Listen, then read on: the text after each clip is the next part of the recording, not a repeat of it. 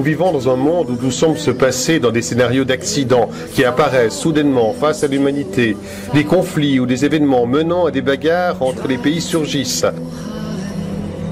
Mais il nous faut toujours regarder ce qui est vraiment derrière tous ces événements liés à la politique, l'économie et le pouvoir. Ce faisant, nous allons voir que beaucoup de ces faits semblent être liés, mais qu'il s'agit surtout de l'intention de quelques-uns d'atteindre des objectifs concrets. Si vous avez vu les vidéos de cette chaîne, vous verrez que nous parlons constamment d'une imminente troisième guerre mondiale. Nous avons parlé de la façon par laquelle, à travers ce nouveau conflit mondial, l'élite veut atteindre un certain nombre d'objectifs, parmi lesquels la réduction de la population mondiale et la création d'un gouvernement mondial. Un gouvernement mondial que quelqu'un aura à diriger. Voilà une question qui nous fait penser que ce dernier ne peut pas être directement conduit par un banquier, un politique ou une personne associée à ce système et à la guerre, car il recevrait un large rejet de la part de l'humanité. De cette façon, et vous serez frappé par ce que je vais dire, on croit que l'élite présentera la création du gouvernement mondial à travers une fausse arrivée des extraterrestres.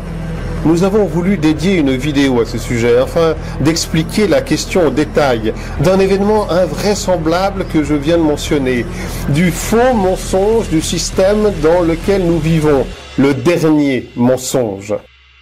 Bill Cooper, un ancien soldat américain qui a eu accès aux documents relatifs à cette affaire, indique qu'un tel plan existe depuis 1917.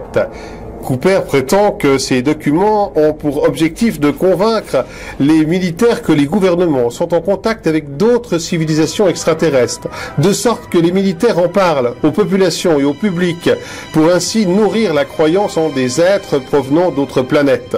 Bill Cooper n'a pas cru en cela, mais il a cru cependant en l'existence de la technologie OVNI, que beaucoup de gens prétendent avoir vue et ont enregistrée. Mais cette dernière est une création gouvernementale pour la farce théâtrale qui fera suite à la guerre mondiale. L'ancien militaire va même plus loin, affirmant que la CIA paye les gens pour donner de faux témoignages d'observation et même parler des enlèvements par ces êtres dits extraterrestres. C'est une autre façon de répondre à la croyance en ces êtres. Cette technologie antigravité a été pensée et existe depuis les années 40, après avoir été créée entre autres par les nazis et les États-Unis. Ces derniers étant les premiers pionniers de cette technologie et étant la première puissance qui viendrait à le développer après avoir remporté la Deuxième Guerre mondiale, prenant au passage de nombreux scientifiques nazis au travers l'opération Paperclip. De ce fait, de nombreux scientifiques de la NASA ont des noms allemands, comme le fameux Werner von Braun, qui, avant sa mort, avait mis en garde contre de faux extraterrestres à venir pour attirer les masses vers un gouvernement mondial. Un chercheur polonais nommé Igor Witkowski, qui a écrit plusieurs livres sur la technologie allemande de cette période, a montré au chercheur britannique Nick Cook l'un des endroits où les nazis ont effectué des tests de la technologie antigravité dans un village aujourd'hui polonais qui était sous le contrôle des nazis. Bien que difficile à croire, cette technologie existe et est cachée au public, comme cela se fait avec d'autres progrès technologiques et les cures de maladies. Réalisez qu'il y a un ensemble d'antennes aux États-Unis qui envoient conjointement un signal à l'ionosphère et un retour de ce dernier vers la Terre avec une telle force qu'il provoque des tremblements de terre, des tsunamis et d'autres catastrophes naturelles.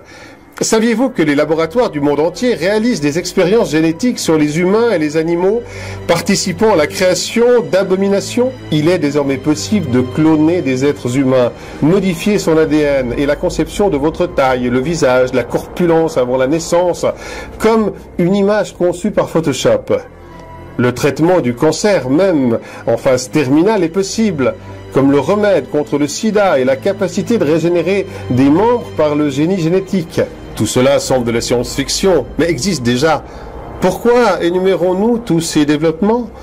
Comme vous pouvez le voir, le système cache au public toutes ces technologies et les progrès scientifiques pour le plan final, pour la farce de théâtre qui ont été préparés après la Troisième Guerre mondiale.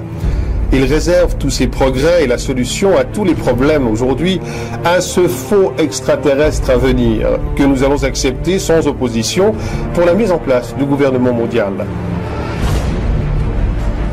Y a-t-il un hasard pour que tous les conflits explosent, tous les problèmes arrivent en ce moment avec la pire crise de notre temps? Il n'y a pas de hasard.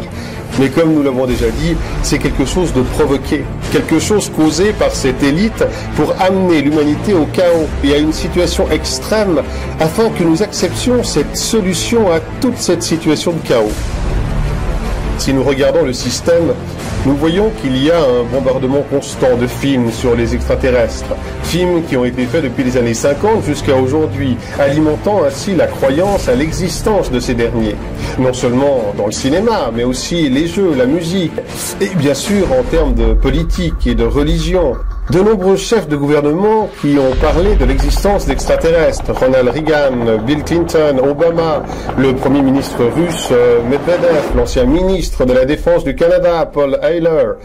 L'Église elle-même a également parlé, affirmant l'existence d'êtres d'autres planètes. Par exemple, des monologues du Vatican, Corrado Balducci, qui, dans des interviews, a parlé de cette hypothèse et a même écrit des livres qui parlent de ces êtres, qui, selon ces hypothèses, seraient les anges dont parle la Bible.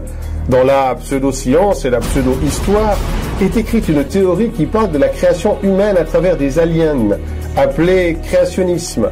Cette hypothèse affirme que l'homme a été créé par des civilisations extraterrestres et que ces êtres ont visité la Terre depuis des milliers d'années afin de fournir les connaissances et la technologie pour les êtres humains. Cette théorie est basée sur le mystère de la construction des pyramides et l'émergence des ovnis ou extraterrestres dans les peintures et les hiéroglyphes rupestres.